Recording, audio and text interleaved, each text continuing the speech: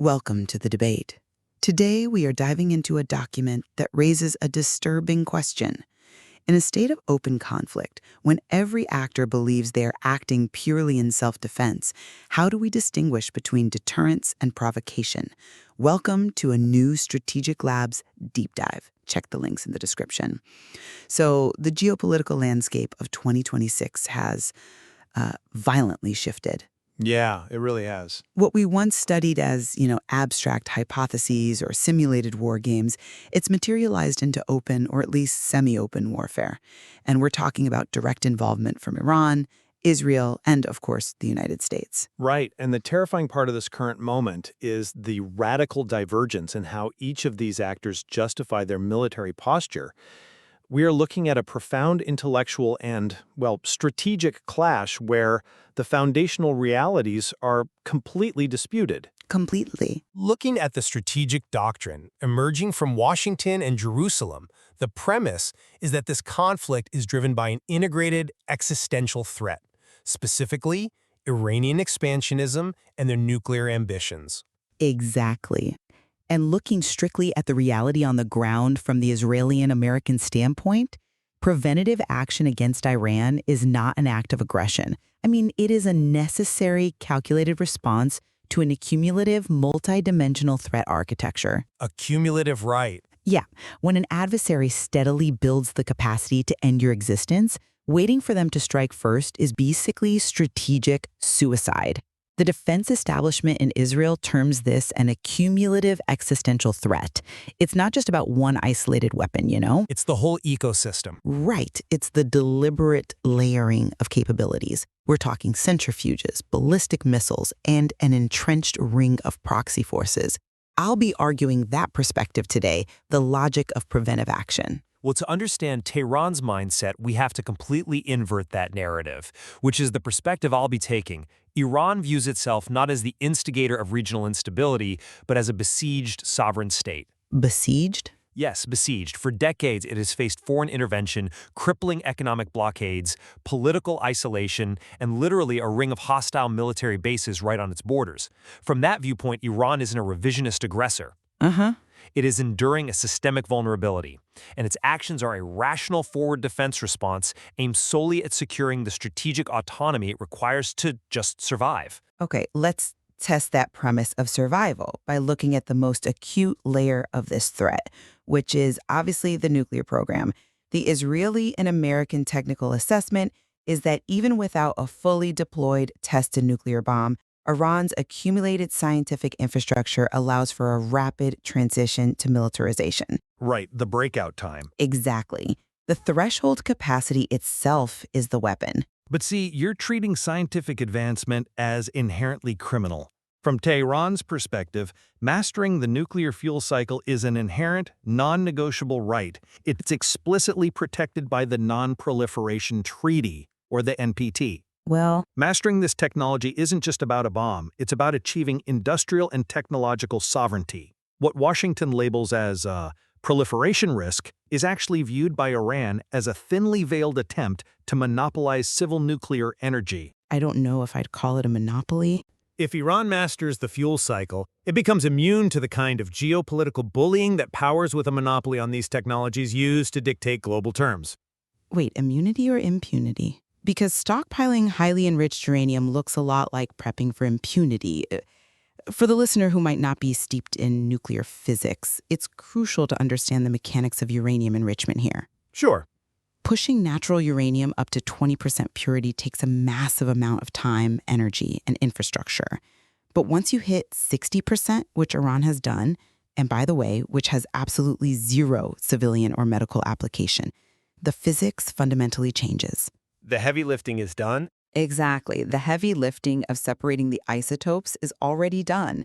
Getting from 60% to the 90% needed for a nuclear warhead is terrifyingly fast. That is what rapid breakout capacity actually means. It profoundly alters the Middle East security architecture because it limits the freedom of action for Israel and risks a cascading regional arms race. It alters the architecture, sure, but look at the structural hypocrisy of the exact framing you're using. Hypocrisy? Yes. Iran adheres to legalistic frameworks. It is a signatory to the NPT. It has historically cooperated with the IAEA, the International Atomic Energy Agency, which means it has subjected itself to some of the most intrusive verification regimes in human history: cameras in facilities, unannounced inspections. When they allow them in, yeah. Meanwhile, Israel operates completely outside the NPT. It possesses an exceptional, unchecked, and undeclared strategic nuclear arsenal, yet it demands severe, crippling restrictions on its rival. The West isn't trying to enforce non-proliferation. It's trying to maintain an artificial power monopoly. Okay, but having rapid breakout capacity is like leaving a loaded, cocked weapon on the negotiation table. Even if Tehran claims they won't pull the trigger, the mere presence of that weapon dictates the behavior of everyone else in the room.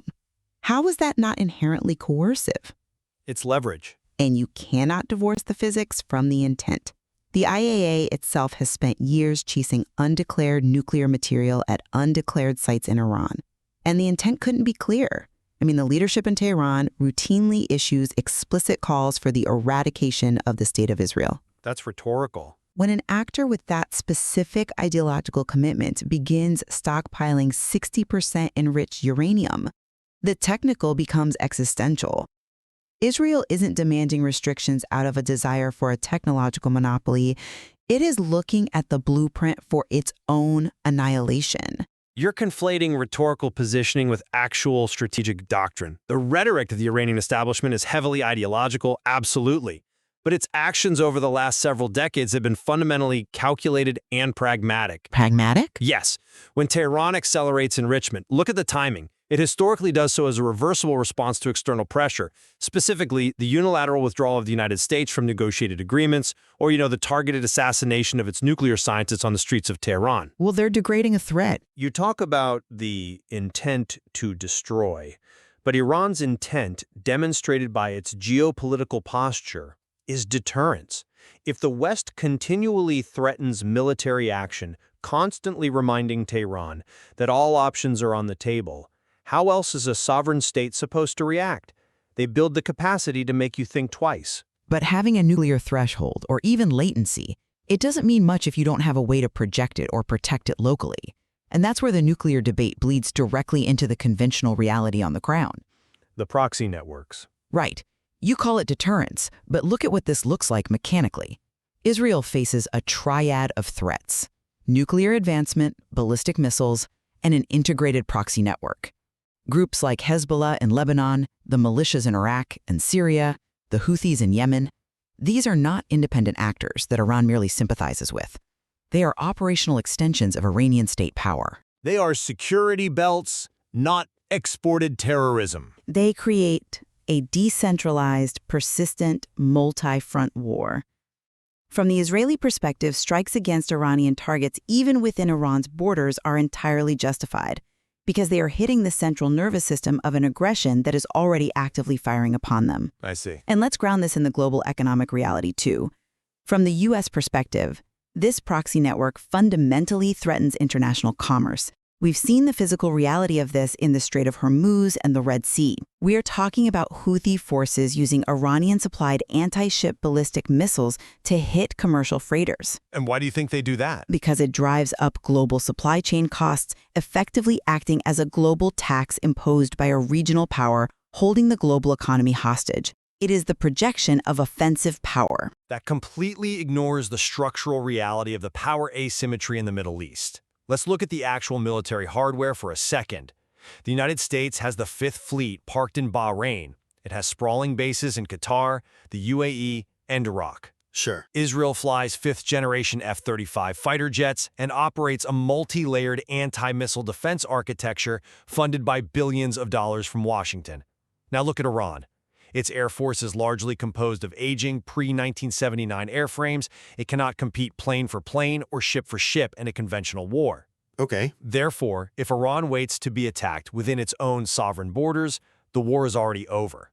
So the solution is to take over neighboring countries? The solution is an insurance policy with decentralized premiums. By supporting allied state and non-state actors in the region, Iran extends its strategic depth. When Israel complains about a multi-front war, Iran points out that it has been surrounded by a multi-front ring of American military infrastructure for decades. But maritime traffic? The disruption in maritime traffic you mentioned is a perfect example of asymmetrical naval warfare. Iran and its allies can't defeat the U.S. Navy in a pitched battle, but they can use geography, choke points like the Strait of Hormuz, to establish mutual vulnerability. It communicates to Washington, if our oil cannot flow freely to the global market because of your sanctions and seizures, then your commerce will not flow freely either.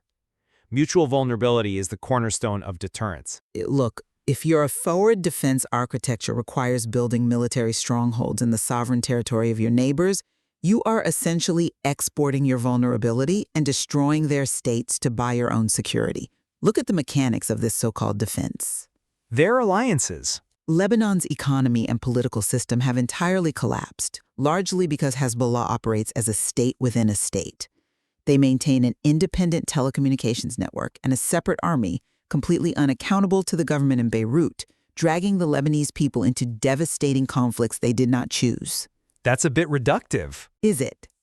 Iraq struggles to maintain basic state sovereignty because Iranian-backed militias actively challenge the state's monopoly on the use of force. You frame this as a brilliant asymmetric defense strategy, but the mechanism of that defense is the systemic destruction of neighboring sovereign states. It transforms the entire Middle East into a sacrificial buffer zone for the regime in Tehran. You cannot claim to be a victim of encirclement while actively financing, directing, and arming insurgencies in 4 different capitals. That is an incredibly Western-centric reading of Middle Eastern history. You are speaking as if Lebanon, Iraq, and Syria were perfectly stable, harmonious democracies right up until Iranian influence magically arrived to ruin them. They certainly weren't improved by it. Iran didn't invent the systemic fractures in these countries. It built alliances with factions that were already marginalized, actively under attack, or resisting foreign occupation. Let's be historically accurate here.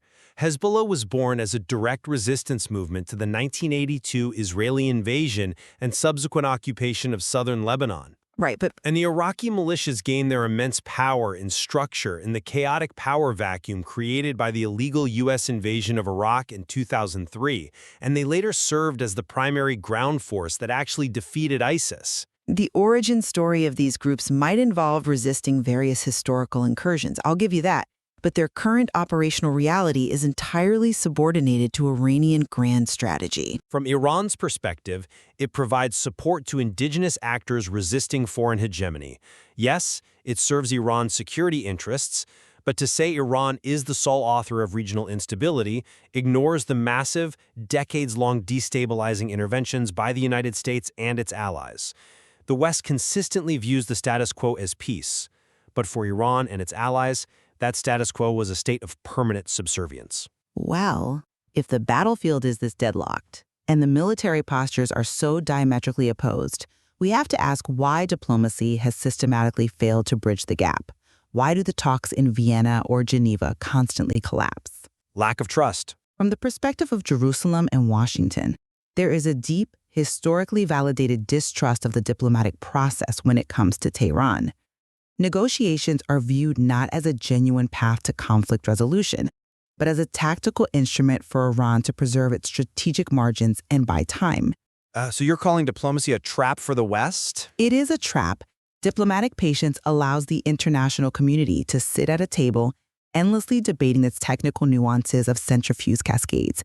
While Iran uses that exact time frame to physically adapt, they burrow their nuclear facilities deeper into the mountains like at Fordow, making them impervious to conventional bunker-buster munitions. To protect them from being bombed? They use the time to funnel advanced precision-guided munitions to Hezbollah. In this view, diplomatic agreements with Tehran don't solve the strategic threat. They merely regulate the pace of it. They allow Iran to harden its defenses and strengthen its proxy network under the guise of tactical moderation. And yet, the Iranian historical experience validates the exact opposite conclusion. For Tehran, yielding to Western diplomacy is the actual trap that ensures its own destruction. We have to acknowledge the reality of the hybrid war Iran has been subjected to while supposedly at peace. Which war? We are talking about crippling economic sanctions that amount to modern financial siege warfare, locking them out of the SWIFT banking system. We are talking about Stuxnet, a malicious cyber worm developed by the US and Israel that physically destroyed Iranian centrifuges. We are talking about the brazen assassinations of their top military officials. Those actions are designed to degrade the very threat network we're discussing. But look at what happens when Iran actually plays by the rules. Even when Iran negotiated in good faith, even when they signed the JCPOA in 2015, the Joint Comprehensive Plan of Action, and accepted the most intrusive IAEA verification regime on the planet, what was the result? Well, the U.S. withdrew. The U.S. tore up the agreement unilaterally in 2018. They still imposed secondary sanctions that punished European companies for trying to do business with Tehran. The goalposts instantly moved. Suddenly, the demand wasn't just limit your nuclear program, it became dismantle your ballistic missiles, abandon your regional security alliances, and effectively disarm yourself entirely. Because the missiles and the proxies are part of the integrated threat. You cannot separate them. The diplomatic processes initially focused on the nuclear issue because that was the most acute existential threat to the global order. But you cannot sign a nuclear agreement and then assume that gives you carte blanche to arm Houthi insurgents in Yemen or plot assassinations across the Middle East without consequence. They view it as defense. The U.S. and allied pressure shifted because Iranian aggression shifted. Washington's logic here is fundamentally coercive but entirely rational. You must drive the cost of Iran's destabilizing behavior to a breaking point, forcing the regime to recalibrate its strategy. Washington views this as a comprehensive containment strategy against a revisionist actor that refuses to abide by the rules of the international system. Containment. Yes, and let's not forget the context of great power competition. The U.S. is acutely aware of how its credibility is perceived in Beijing and Moscow. Containing Iran isn't just a local dispute. It is a systemic imperative to prove that the U.S.-led security architecture still holds. But containment is just a polite, sanitized word for slow strangulation. And this brings us to the absolute core of the intellectual deadlock. You talk about the rules of the international system. Iran looks at that system and sees a rigged game where the rules only apply to those outside the Western security umbrella. How so? When Israel conducts preemptive airstrikes across multiple sovereign borders, striking Syria, Lebanon, Iraq, Washington defends it as self-defense. When Iran establishes alliances to prevent its own borders from being breached, Washington condemns it as destabilizing proxy terrorism. And let's look at the brutal historical lessons Tehran has absorbed. Okay. The Iranian leadership looks directly at the fate of Muammar Gaddafi in Libya. Gaddafi voluntarily gave up his nuclear program to rejoin the international community, and a few years later he was overthrown and killed in a NATO-backed intervention. They look at Saddam Hussein in Iraq, destroyed by an invasion predicated on weapons he didn't even have. Those are very different regimes. The mechanical lesson Tehran learned is absolute. Vulnerability invites regime change. So when Washington thinks it is applying coercive pressure to force a recalibration, Iran perceives an existential threat to its survival. This necessitates an immediate escalation in its deterrent capabilities. It is a classic security dilemma, but supercharged by decades of ideology, historical grievances, and raw power asymmetry. And that perfectly synthesizes the tragic moral and strategic clash detailed in our source material today. We are looking at a geopolitical scenario where every actor is operating within a completely closed, internally consistent logical system. Inside these systems, everyone views themselves as fundamentally defensive and their opponent as the unyielding, irrational aggressor. Exactly. Iran genuinely believes it is fighting a defensive war for sovereignty, national dignity, and immunity from a geopolitical monopoly that seeks to systematically crush it. They view their ballistic missiles and their proxy alliances not as weapons of regional conquest, but as the only functional shields they have in a deeply hostile world.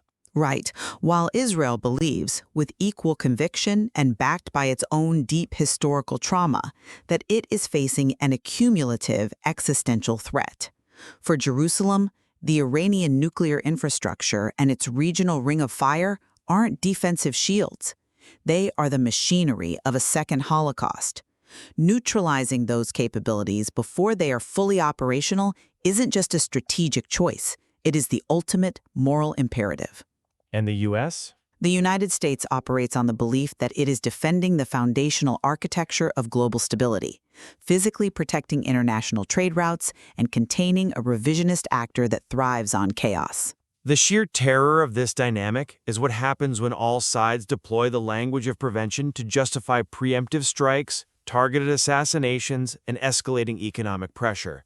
When prevention becomes the universal, unassailable justification for military action, the architecture for perpetual, escalating conflict is locked firmly into place. There is no diplomatic off-ramp when both sides believe that stepping on the brakes means going over the cliff. It is a profound deadlock. As we reflect on the mechanics of these overlapping security dilemmas, it forces us to circle back to the disturbing question we raised at the very beginning of our analysis. In a state of open conflict, when every actor believes they are acting purely in self-defense, how do we distinguish between deterrence and provocation? The source material we've explored offers even deeper historical layers regarding this geopolitical deadlock, showing that this isn't just about the weapons of 2026, but the unresolved grievances of the last half-century. There is certainly much more to explore.